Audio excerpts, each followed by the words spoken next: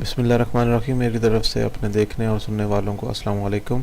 ہماری اس ویڈیو کا عنوان بھی فطرہ یا فطرانہ ہی ہے۔ آج اس میں بھی ہم کچھ سوالوں کے جوابات بیان کریں گے۔ امید ہے کہ اس ویڈیو سے آپ کی رہنمائی ہوگی۔ چلتے ہیں ہم آج کے پہلے سوال کی طرف۔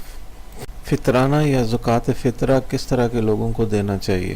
فطرہ احتیاط واجب کی بنا پر فقط ان شیعہ اثنا عشری فقراء کو دینا ضروری ہے جو ان شرائط پر پورے اترتے ہوں جن کا ذکر زکوٰۃ کے مستحقین میں ہو چکا ہے، اور اگر شہر میں اثنا عشری فقراء نہ ملیں تو دوسرے مسلمان فقراء کو فطرہ دے سکتا ہے، لیکن ضروری ہے کہ کسی بھی صورت میں ناسبی کو نہ دے۔ اگر کوئی شیعہ بچہ فقیر ہو تو انسان یہ کر سکتا ہے کہ فطرہ اس پر خرچ کرے یا اس کے سرپرست کو دے کر اسے بچے کی ملکیت قرار دے۔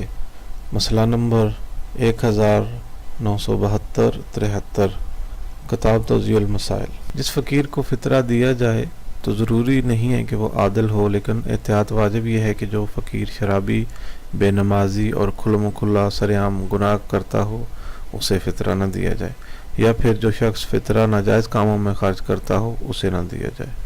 مسئلہ نمبر 1974 کتاب توضیح المسائل۔ سب سے پہلے فطرانہ کس کو دینا چاہیے، یا سب سے پہلے آپ کے فطرانہ کے حقدار کون لوگ ہوتے ہیں؟ انسان کے لیے مستحب ہے کہ زکوٰۃ یا زکوٰۃ فطرہ دیتے وقت اپنے رشتہ داروں اور ہمسایوں کو ترجیح دے۔ مناسب یہ ہے کہ اہل علم و فضل اور دیندار لوگوں کو بھی دوسروں پر ترجیح دے۔ مسئلہ نمبر 1975 کتاب توضیح المسائل۔